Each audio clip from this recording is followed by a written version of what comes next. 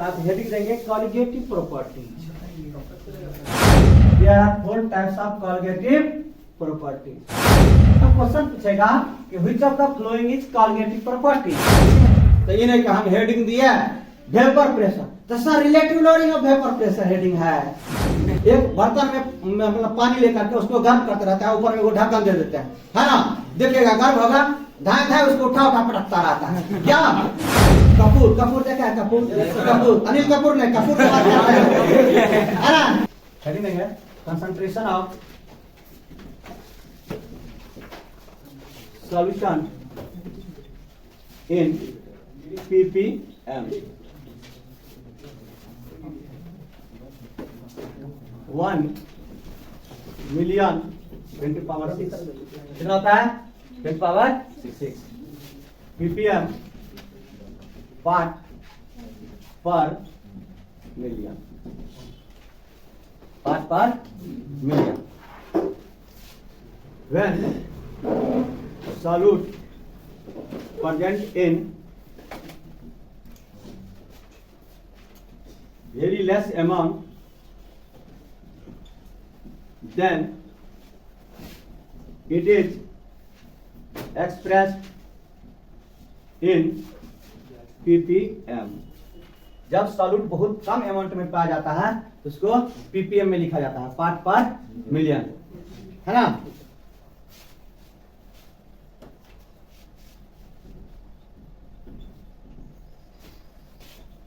amount of solute present in 10 to power 6 part of solution are called part per million ppm। amount of solute present in 10 to power 6 part of solution are called part per million। यानी कि 10 power 6 भाग जो solution का है उसमें solute का कितना part पाया जाता है उसको हम लोग क्या बोलते हैं ppm। यहाँ ध्यान क्या रखना है आपको कि सॉल्यूट बहुत कम अमाउंट में रहेगा तब हम लोग क्या लगाएंगे ppm। लिख लिया लिखिए ध्यान से, concentration of solution in ppm part per million, 1 million equal to 10 power 6 होता है ना। ppm part per million and solute present in very less amount then it is express in ppm। Solute अगर बहुत कम मात्रा में पाया जाता है तो उसको हम लोग ppm में लिखते हैं। क्लियर है। अब amount of solute present in 10 power 6 part of solution are called part per million, है ना। अब देखना है फार्मूला इसका कैसे निकलेगा, ppm वेट ऑफ सॉल्यूट बटे weight of solution into 10 power 6, या ऐसे भी लिख सकते हैं ppm वॉल्यूम ऑफ सॉल्यूट बटे volume of solution into 10 power 6, है ना। तो ppm को एक्सप्रेस करने के लिए वॉल्यूम भी हो तो कोई दिक्कत नहीं है और वेट भी हो तो कोई दिक्कत नहीं है। यानी ppm टेम्परेचर पर डिपेंड कर भी सकता है और नहीं भी कर सकता है। अगर वेट रहेगा दोनों तो टेम्परेचर पर डिपेंड नहीं करेगा, अगर वॉल्यूम है तो टेम्परेचर पर डिपेंड करेगा। इसको लिखिए, ये फॉर्मूला रखने की जरूरत नहीं है, अभी तुरंत क्वेश्चन लेंगे। लिखिए लिखिए question, 1 litre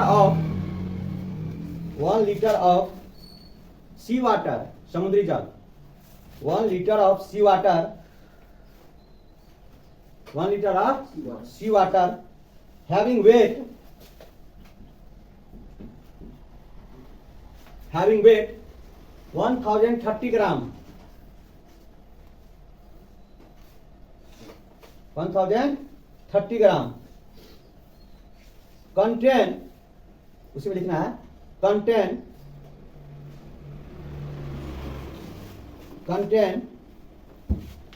6 into 10 power minus 3 gram dissolve oxygen,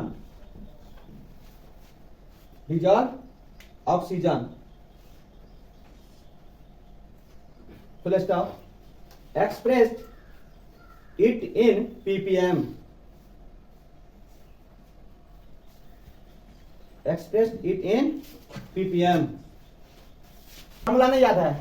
formula याद नहीं है? फॉर्मूला याद रखना क्या है? सामंत पढ़ा हो जाएगा। देखिए ध्यान से कैसे बनेगा। तो टोटल कितना है?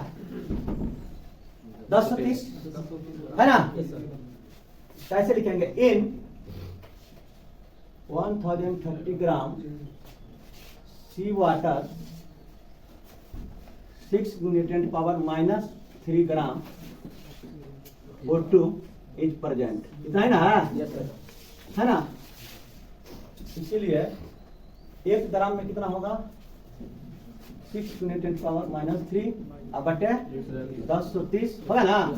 इसीलिए 10⁻6 में कितना होगा? 6 × 10⁻³ 1030 × 10⁻6 होगा ना? कैलकुलेशन करेंगे कितना आ जाएगा? 6 × 10⁻³ बटे 1030 यानी कि 6000 आएगा ना? बटे क्या होगा? कट जाएगा। कैलकुलेशन करिएगा ना? देखो करके आएगा इतना 5.8 ppm। कैलकुलेट करिए। आया ना? फॉर्मूला से जरूरत नहीं है, यूनिटरी मेथड लगा देंगे। यूनिटरी मेथड फॉर्मूला में भी यही लिखेंगे। देखो क्या था?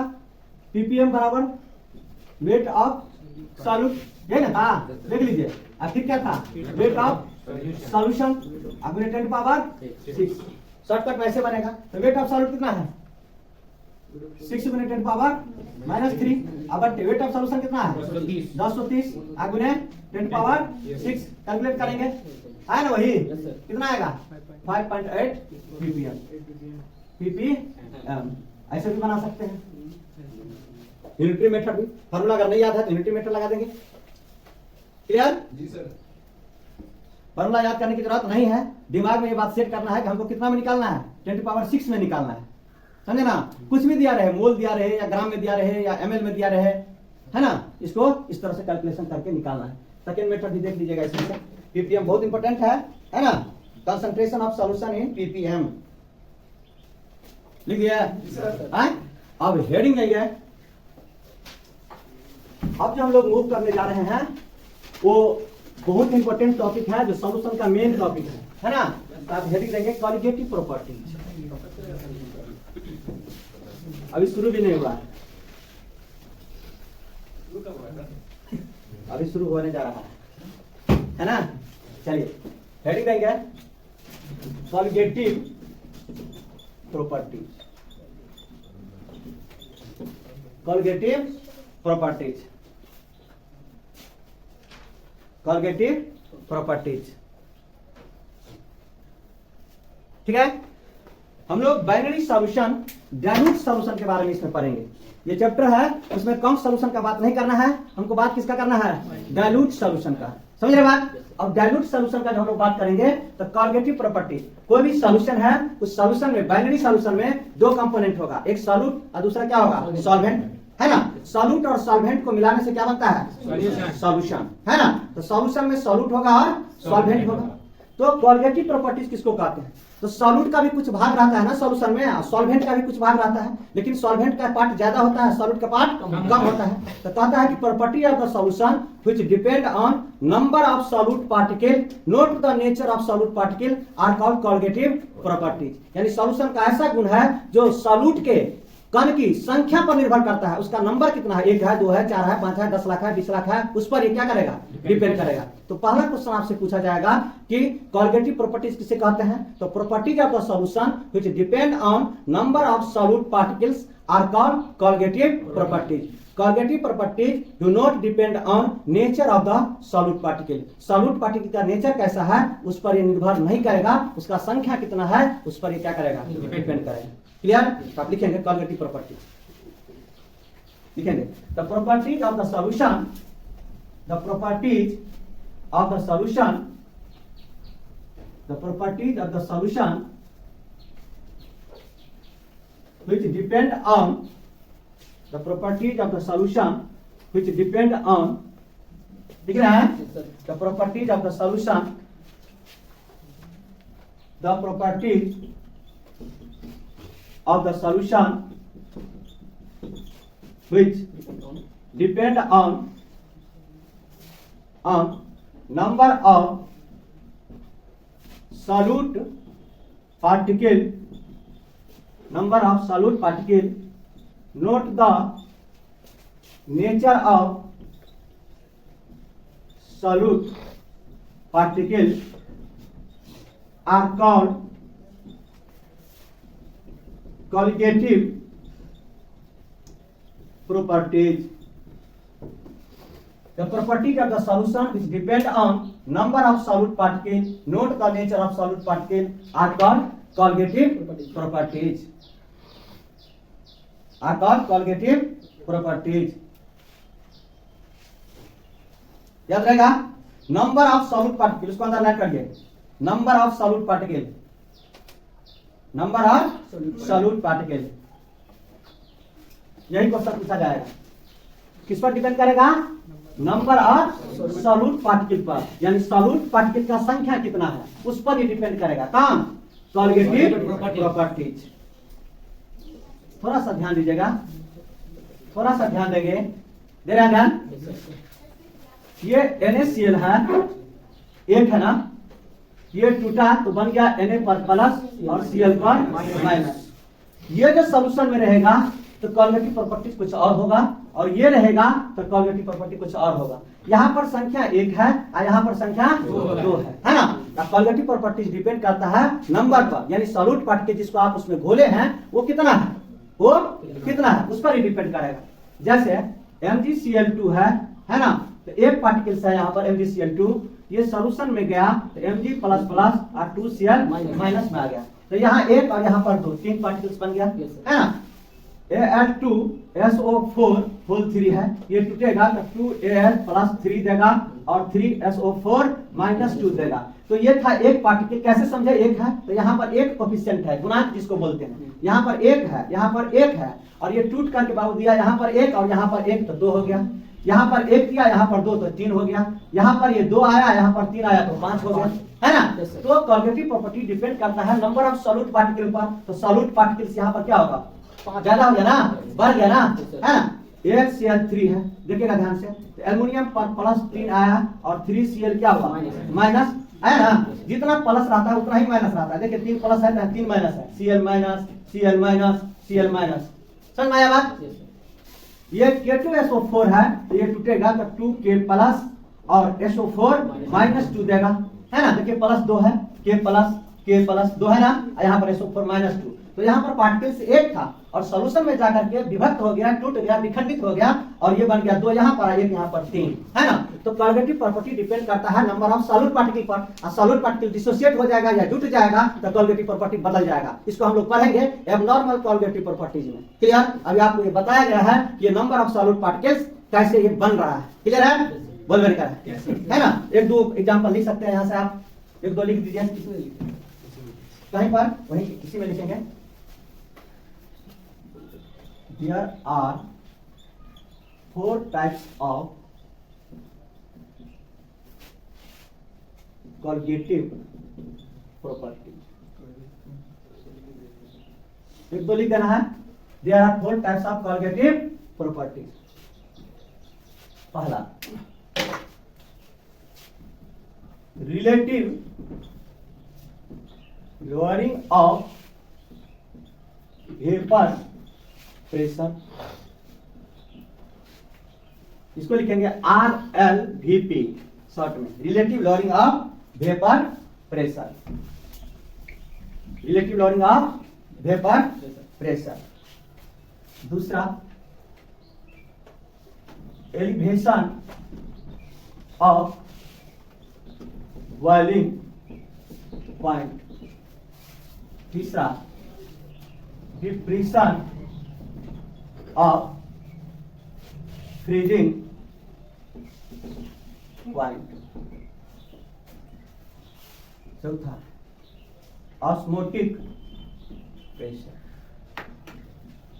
Osmotic pressure.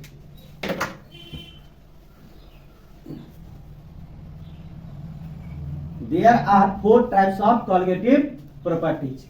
पहला है relative lowering of vapour pressure, दूसरा एलिवेशन ऑफ बॉइलिंग पॉइंट, तीसरा डिप्रेशन ऑफ फ्रीजिंग पॉइंट, और चौथा ऑस्मोटिक प्रेशर। बोलिए, लिख दिए चारों? पहला क्या लिखा है? Relative lowering of vapour pressure, दूसरा एलिवेशन ऑफ बॉइलिंग पॉइंट, तीसरा डिप्रेशन ऑफ फ्रीजिंग पॉइंट, चौथा ऑस्मोटिक प्रेशर। आपको क्वेश्चन पूछेगा कि which of the following is cognitive properties, इसी में से चॉइस रहेगा, है ना। Relative lowering of vapour pressure, osmotic pressure, है ना, depression and freezing point, elevation boiling point, है ना, ऑस्मोटिक प्रेशर। तो ये ध्यान रखना है कि कॉग्निटिव प्रॉपर्टी कितना लिखे हैं हम, 4, है ना। इस पर क्वेश्चन हम लोग करेंगे, थोड़ा सा इस पर डिस्कस करते हैं पॉइंट, इसको समझने की कोशिश करेंगे, है ना। समझा हुआ रहेगा तो कल और बढ़िया से समझ में आएगा, समझ रहे बात। हाँ, relative lowering of vapour pressure, ध्यान सुनिएगा। इसमें सबसे पहले हम लोग ये पढ़ेंगे कि व्हाट इज वेपर प्रेशर, है ना। वेपर प्रेशर पढ़ने के बाद हम लोग पढ़ेंगे what is lowering of vapour pressure. Lowering of vapour pressure पढ़ेंगे तब पढ़ेंगे relative lowering of vapour pressure, समझ रहे बात। तो ये नहीं कि हम हेडिंग दिया वेपर प्रेशर, तो sir relative lowering of vapour pressure heading है ना। क्या बोलते हैं, सबसे पहले हमको क्या पढ़ना है, वेपर प्रेशर। थोड़ा ध्यान सुनिएगा, कल इस पर डिस्कशन होगा। Vapour pressure depend on intermolecular force of attraction ना। कहने का मतलब कि अगर आप पानी को गर्म करेंगे, प्योर वाटर है ना, उसको आप गर्म करेंगे तो वेपर बनेगा, है ना। प्योर वाटर कितना डिग्री पर बॉइल करता है, 100 डिग्री सी पर। प्योर वाटर का हम बात कर रहे हैं, ये पानी पीते हैं प्योर वाटर नहीं, डिस्टिल वाटर, जिसमें H2O, केवल क्या हो, H2O। हाँ, डॉक्टर साहब सब बैटरी वगैरह हम देते हैं, है ना। डॉक्टर साहब होम्योपैथी वाला दवा, है ना, यूज करते हैं ना। डिस्टिल वाटर में 2-3 बूंद दवा दे दिया, 100 रुपया ले लिया, है ना। देखा कि नहीं, वाटर डालता है। हाँ, पहली बार सुना है ना। ध्यान सुनिएगा, तो प्योर वाटर को गर्म करिएगा, है ना, तो वेपर बनेगा, वाष्प बनेगा ना। गर्म में क्या पानी को वाष्प बनता है ना, अब वाष्प बनता है तो बैरोमीटर लगा देगा, अब बैरोमीटर से प्रेशर को मेजर कर लेगा कि कितना प्रेशर दे रहा है ये वेपर, है ना। वाष्प इंजन चलता था पहले, देखा कि नहीं, पटना में देखिएगा, ये रेलवे स्टेशन के बाहर में लगा हुआ है इंजन, है ना, और देखा हुआ सब चलता था। वही कोयला वगैरह डाल दिया, अब बहुत बड़ा ये रहता था टैंक, उसको गर्म करता था, उसमें पानी भरा हुआ रहता था, वहां से जो वाष्प बनता था वो प्रेशर जनरेट करता था, है ना। समझ रहे बात, वाष्प इंजन पर चलता था, बहुत ज्यादा देखा हुआ है, बहुत पहले। अब तो हट गया, डीजल इंजन भी हट रहा है धीरे धीरे करके। तो जितना ज्यादा ये वेपर जितना बनेगा उतना ही प्रेशर जनरेट करेगा, है ना। एक बर्तन में मतलब पानी लेकर के उसको गर्म करते रहता है, ऊपर में वो ढक्कन दे देते हैं, है ना। देखिएगा गर्म होगा, धाए उसको उठा पटकता रहता है, क्या प्रेशर जनरेट हो रहा है, क्या प्रेशर जनरेट हो, है ना। तो वेपर प्रेशर क्लियर हुआ, थोड़ा सा बात थोड़ा क्लियर हुआ ना। अब देखिए ध्यान से, इसी में चीनी मिला दीजिए पानी में, तब गर्म करिए, है ना। बोल रहा है, चीनी मिला दिए, सॉल्यूशन बन गया ना, अब गर्म करिएगा। तो पहले क्या होगा, ज्यादा वेपर बनता था, चीनी मिला दिए तो वेपर कम बनेगा, अब वेपर कम बनेगा तो प्रेशर भी तो कम होगा, है। तो दोनों में जो अंतर होगा उसी को बोलेंगे लॉरिंग ऑफ वेपर प्रेशर, है ना। पहले प्योर था, उसका वेपर बना, ज्यादा वेपर बना, जब सॉल्यूशन बना दिए तब वेपर बना, तो कम वेपर बना, और दोनों में जो अंतर होगा that is called lowering of vapour pressure. बोलिए, है ना, उसको क्या बोलेंगे, लॉरिंग ऑफ वेपर प्रेशर। अब देखिए ध्यान से, relative lowering of vapour pressure कल के लिए। अब ध्यान सुनिए, वेपर प्रेशर डिपेंड करता है इंटरमोलिकुलर फोर्स ऑफ अट्रैक्शन, है ना। दूध को आप गर्म करिएगा, है ना, और पानी को गर्म करिएगा, किस में ज्यादा वेपर बनेगा, पानी में। क्योंकि पानी के जो मॉलिक्यूल्स है उसके बीच जो आकर्षण बल है वो, और जो दूध है उसमें आकर्षण बल है वो, दूध में मॉलिक्यूल्स काफी अट्रैक्टिव है, आपस में इंटरमोलिकुलर फोर्स के द्वारा जुड़ा हुआ है, तो वहां पर वेपर कम बनेगा। लेकिन पानी को गर्म करेंगे तो वेपर ज्यादा बनेगा। प्योर वाटर लिए, उसको गर्म किए और उसमें चीनी मिला दिए तब गर्म किए, देखिएगा प्योर वाटर को गर्म करेंगे तो ज्यादा वेपर बनेगा, क्योंकि वाटर मॉलिक्यूल्स के बीच में इंटरमोलिकुलर फोर्स ऑफ अट्रैक्शन उसके तुलना में कम है ना। पेट्रोल को पेट्रोल वैसे भी रख दीजिए, अभी तो आओ धूप में रख दीजिए, कुछ देर में खोजिएगा मिल भी नहीं करेगा, है ना। क्योंकि इतना ज्यादा इंटरमोलिकुलर फोर्स कम है तो बहुत जल्दी क्या हो जाता है, वेपर बन के निकल जाता है, एस्केपिंग टेंडेंसी। कपूर देखा है, कपूर अनिल कपूर ने कपूर है ना। कपूर का आप देखेगा ओरिजिनल होना चाहिए, चावल मिला हुआ नहीं, ओरिजिनल कपूर जो रहेगा उसको आप कागज में मोड़ करके धूप में रख दीजिए, कुछ देर के बाद जाइए खोजने मिलेगा नहीं, है ना, वोलेटाइल होता है, समझ रहे बात।